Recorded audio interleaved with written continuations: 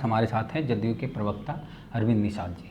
इनसे बात करेंगे। सन ऑफ मल्लाह जो हैं वीआईपी पार्टी के प्रमुख हैं, वो महागठबंधन में शामिल हो गए हैं और उन्होंने नीतीश कुमार जी को आमंत्रित किया है महागठबंधन में। कहा है कि वो हमारी लड़ाई लड़ें, जो निषाद मल्लाह की लड़ाई है SC ST में शामिल होने की। उस लड़ाई में अगर नीतीश कुमार आगे आते हैं तो उनको महागठबंधन में उन्होंने निमंत्रण दिया है कि वो NDA से नाता तोड़ के हमारे साथ आ जाएं। तो क्या नीतीश कुमार उनकी लड़ाई नहीं लड़ रहे हैं?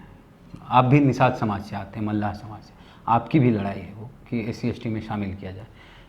जैसा कि वो कहें कि नीतीश कुमार हमारी लड़ाई लड़ेंगे तो हम अपनी पार्टी को भी विलय कर देंगे JDU में। अब मुझे हंसी आ रही है मुकेश साहनी के इस आमंत्रण पर और प्रस्ताव पर, क्योंकि मुकेश साहनी को आज जो लोग, राज्य के लोग उनको उस नाम से जान रहे हैं, तो उस नाम को पहचान देने वाला माननीय मुख्यमंत्री नीतीश कुमार जी हैं। जब उनको इस प्रदेश में कोई नहीं जानता था, उन्होंने एक प्रदर्शन किया निषादों के सवाल पर, मछुआरों के सवाल पर। तो उस प्रदर्शन के बाद बिहार सरकार ने, माननीय मुख्यमंत्री नीतीश कुमार ने कैबिनेट की बैठक बुलाई और कैबिनेट की बैठक बुला करके उनकी मांग पर अविलंब निर्णय करते हुए भारत सरकार को निषाद समाज के विभिन्न उपजातियों को अनुसूचित जनजाति की श्रेणी में शामिल करने के लिए अनुशंसा किया। कोई राज्य अगर मछुआरा समाज का हित का सवाल कोई उठाया तो उनका नाम नीतीश कुमार है, क्योंकि सरकार ने मछुआरा आयोग बनाया। सवाल यही है कि महागठबंधन में जो उन्होंने निमंत्रण दिया है, इस पर आपकी क्या प्रतिक्रिया?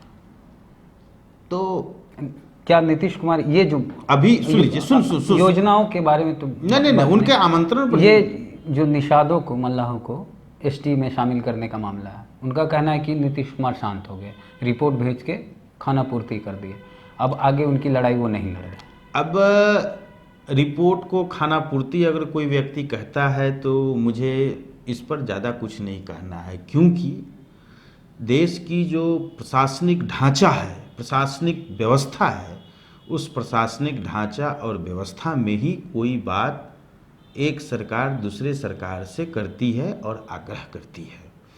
जब बिहार सरकार ने केंद्र सरकार को अनुशंसा किया कि अनुसूचित जाति में शामिल किया जाए, तो भारत सरकार ने पुनः उस पत्र पर बिहार सरकार को लिखा कि इन सभी उपजातियों का एथनोग्राफिक रिपोर्ट आप करा करके भेजें। वो हो गया, रिपोर्ट भेज दिए। हाँ, भाई आप सुन लीजिए ना, हाँ, आप चैनल सुन लीजिए ना, जो इस आप सुन लीजिए ना, हाँ, जो चैनल है का हाँ, शामिल होने का, उस चैनल पर मैं जानना चाहता हूँ। हाँ, तो नीतीश कुमार जी की जो भूमिका थी, उस भूमिका पर नीतीश कुमार 100% खड़े हैं।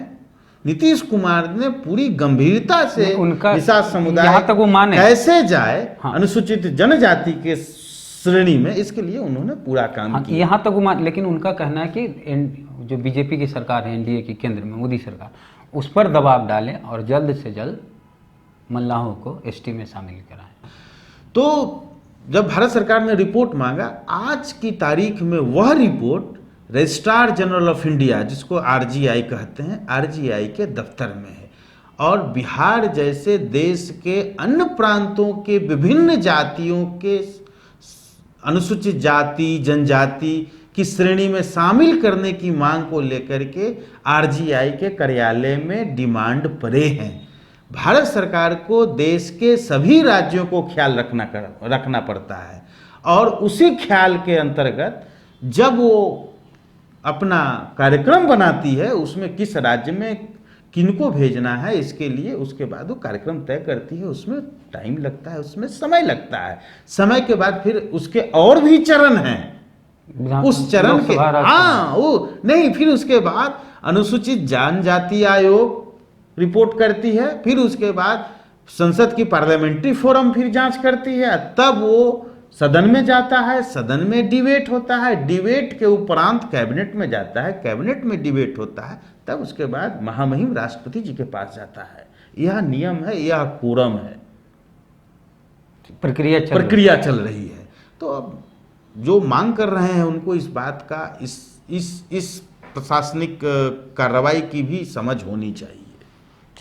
तो अरविंद निषाद जी का कहना है कि नीतीश कुमार इनकी लड़ाई लड़ रहे हैं और प्रक्रिया के तहत इनका जो मांग है इनकी, उसमें SC/ST में शामिल करने की मांग है, ST में शामिल करने की मांग है निषाद एवं इसकी उपजातियों को। तो नीतीश कुमार लगातार प्रयास कर रहे हैं, जैसा कि अरविंद जी बोल रहे हैं।